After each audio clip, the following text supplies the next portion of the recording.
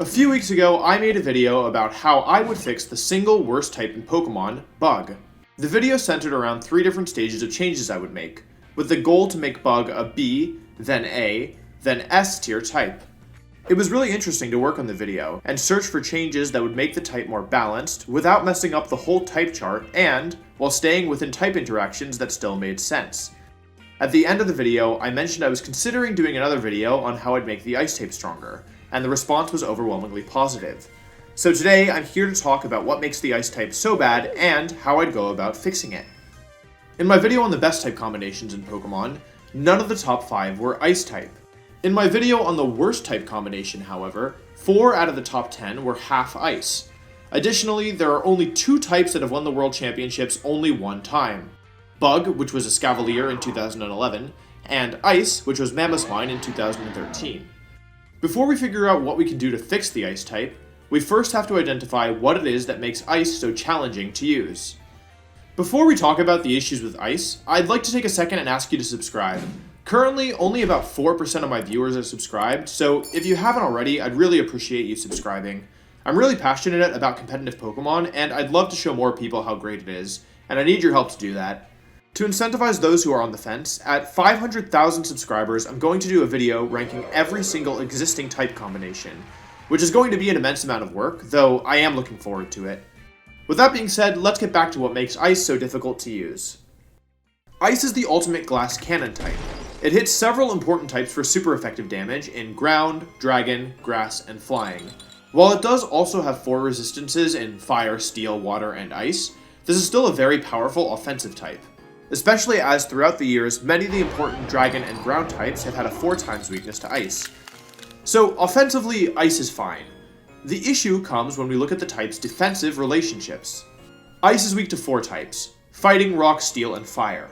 4 weaknesses is a non-trivial amount, and the specific types Ice is weak to are typically common offensive types in competitive Pokemon, especially Rock and Fire.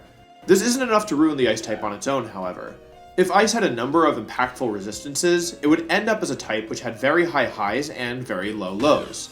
The reality is that Ice only has 1 resistance, and that resistance is to itself, the Ice type. A whopping 4 weaknesses paired with only a single resistance makes Ice extremely difficult to use defensively. You might be wondering why it is that having virtually no resistances makes a type so difficult to use. The reason is that a Pokemon with no resistances is very difficult to switch in, as you can never take half damage from an attack.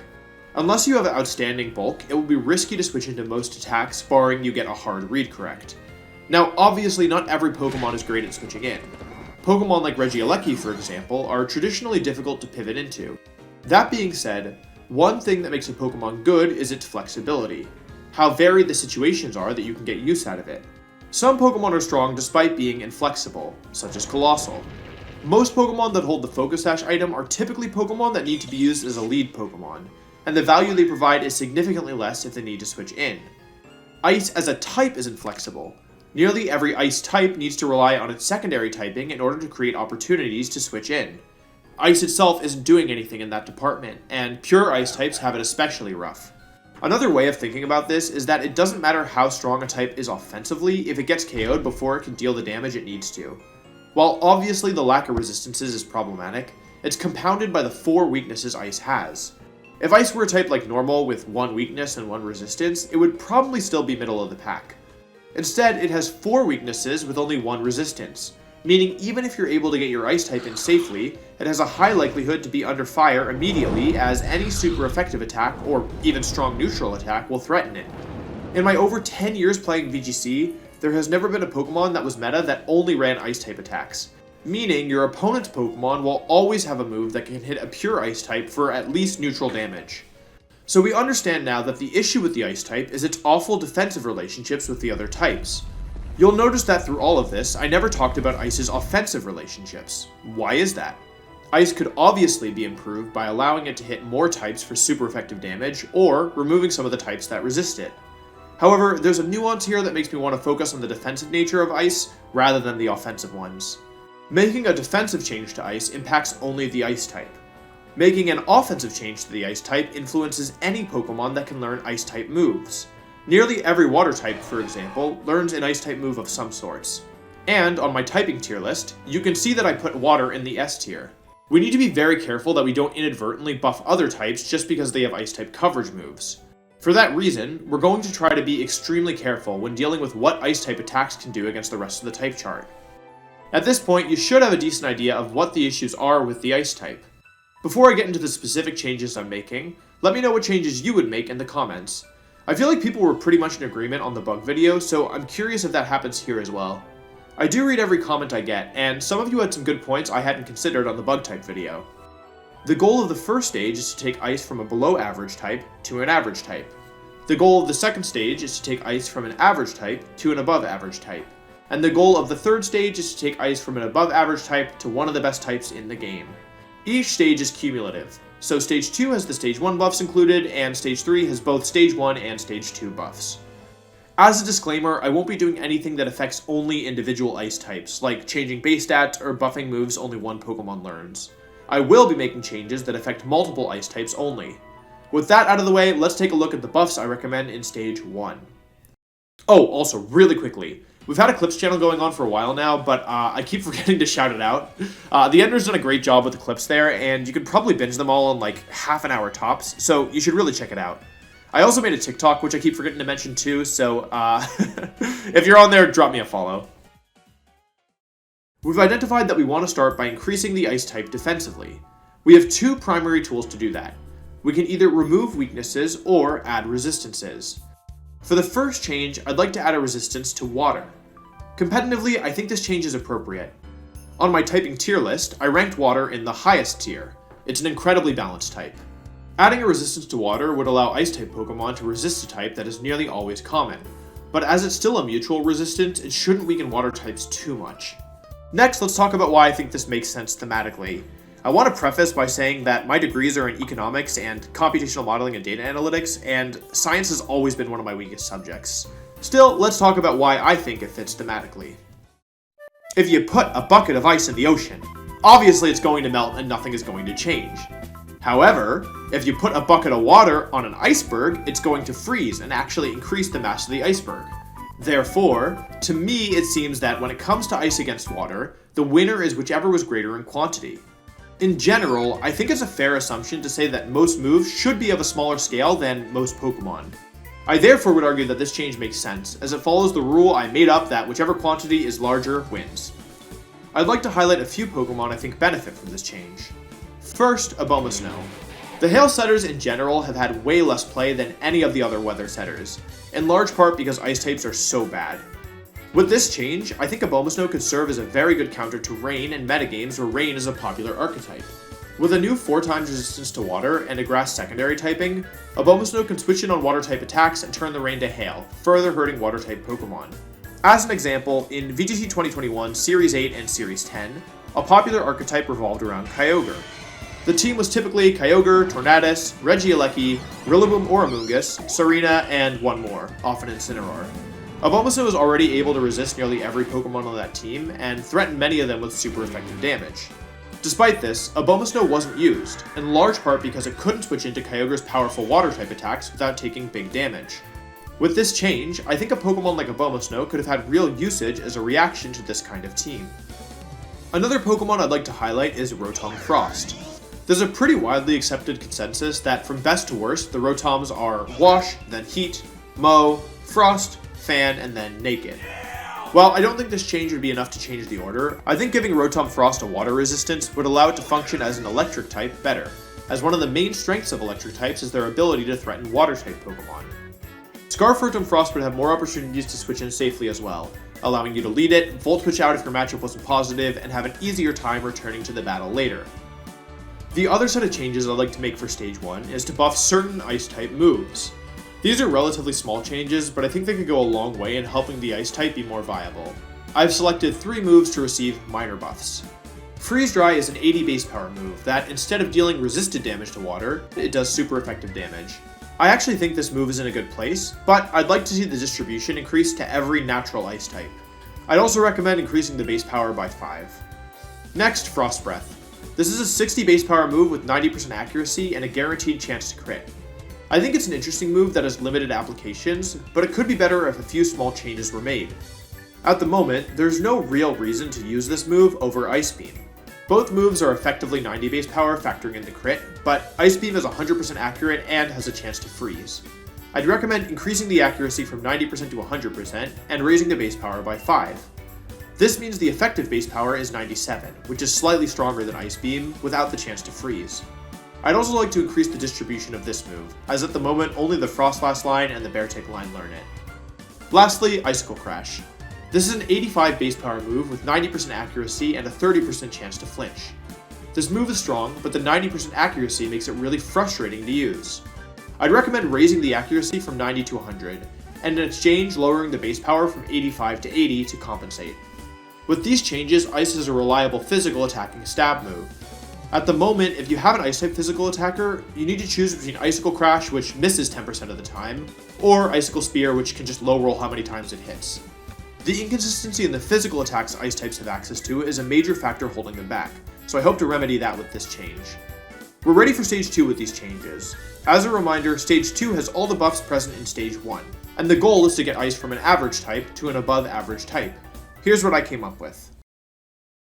We've buffed some of our Ice-type moves and added a resistance to our type, and if these changes have been successful, we'll hopefully have brought Ice up from a below average type to an average type.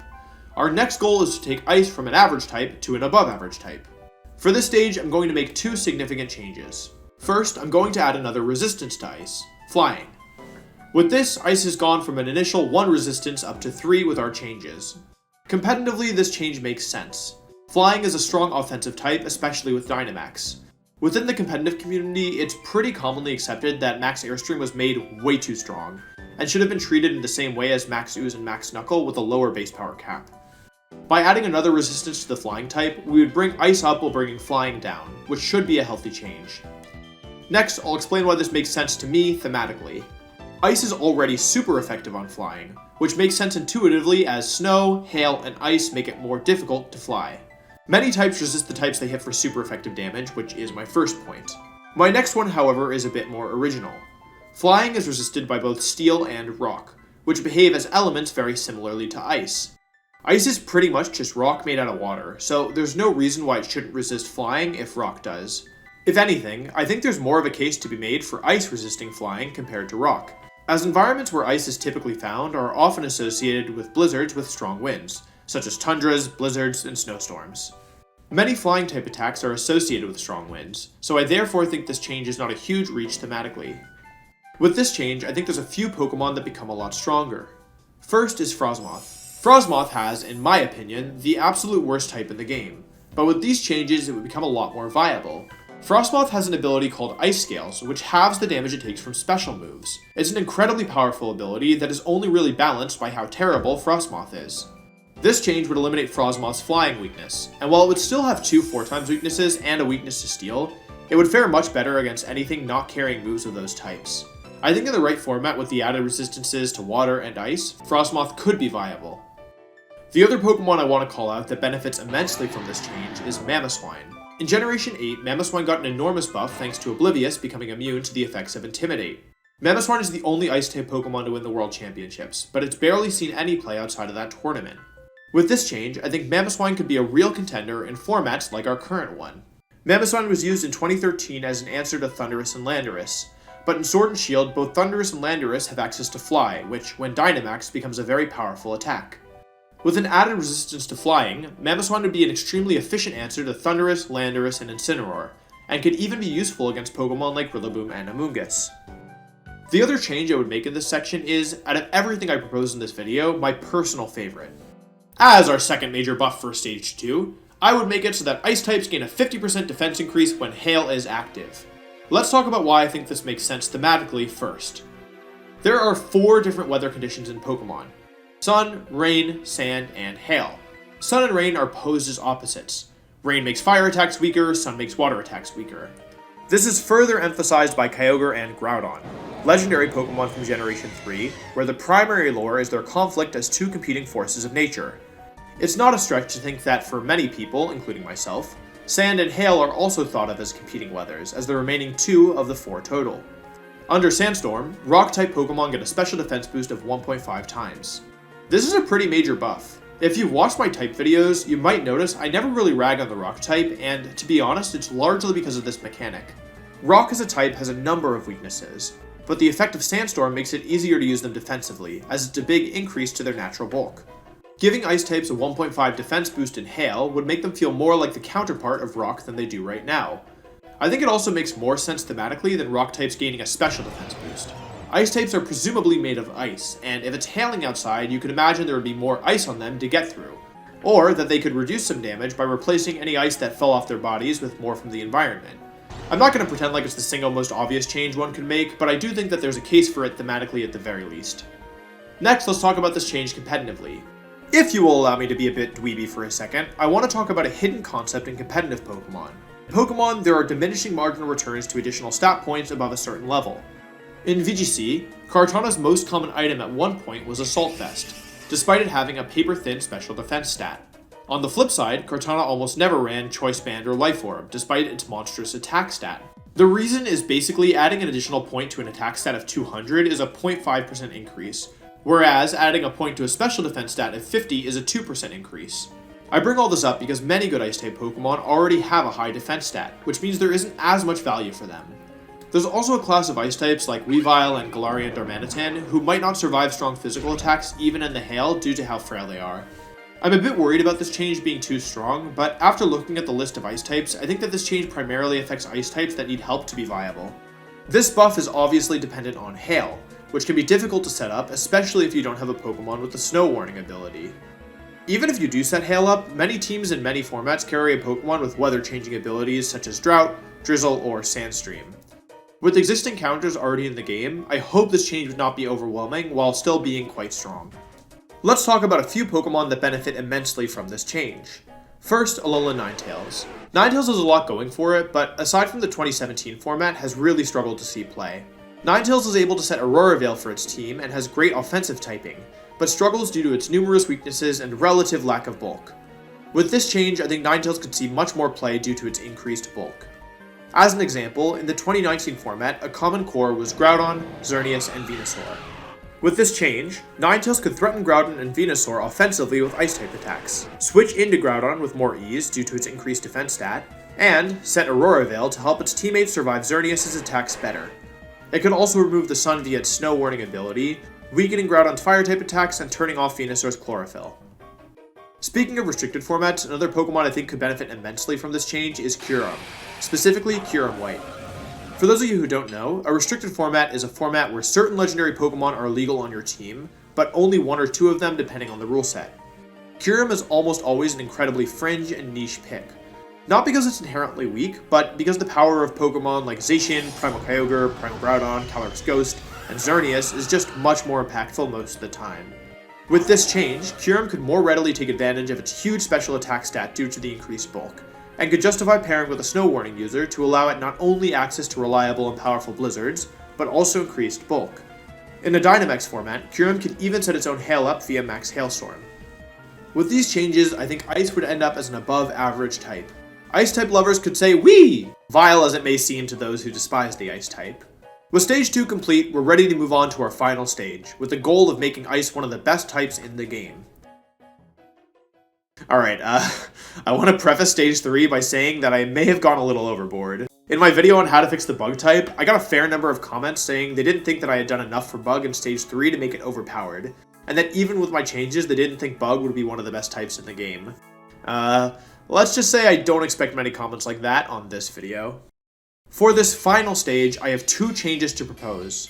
Both of these changes would be impactful on their own, but remember that all Stage 3 buffs also stack with Stage 1 and Stage 2 buffs. Now, let's talk about our final round of buffs. First, Ice types are no longer weak to Fire. I did some Googling here and found some, interesting threads. Again, I do not have a science background, so maybe this is Bologna, but I'm going to explain why I think this makes sense. Fire needs three things in order to burn: oxygen, heat, and fuel. Ice is capable of lowering the heat fire needs to burn. Similarly to the size logic we used when talking about ice-resisting water, we can make a reasonable assumption that most Ice-type Pokemon have more mass than most Fire-type moves. While I don't think Ice should resist fire, I do think it should no longer be weak to it. This also makes sense for Ice competitively without significantly worsening fire. We established going in that Ice has a number of weaknesses defensively, mainly its lack of resistances and numerous weaknesses. We've been adding resistances thus far, but this is the first stage where we're removing a weakness. This is our last defensive change for Ice, and it takes it from an initial 4 weaknesses, 1 resistance to an improved 3 weaknesses, 3 resistances. I'd like to highlight one Pokemon in particular with these changes, Weavile. Weavile is a Pokemon that is typically filled with the Glass Cannon archetype. It's faster than average with poor defensive typing and threatening offensive abilities. Weavile almost always holds the Focus Sash, as Ice and Dark combined with its poor natural bulk have not been the best at keeping it alive. With these changes, I think Weavile would have more freedom in the item it could use. By removing a weakness and adding new resistances, Weavile might be able to stick around for more than one attack. Weavile might have been an interesting Pokemon in a format like 2015, with Ice and Dark attacks in combination with Low Kick. That format was full of Landorus and Thundurus, as well as Pokemon like Cresselia, Heatran, Amoonguss, and Mega Kangaskhan. Weavile is able to hit all those Pokemon for super effective with Ice, Dark, and Fighting, and with more staying power, players might have actually considered it for their teams. This final change is the one I'm honestly most hesitant about.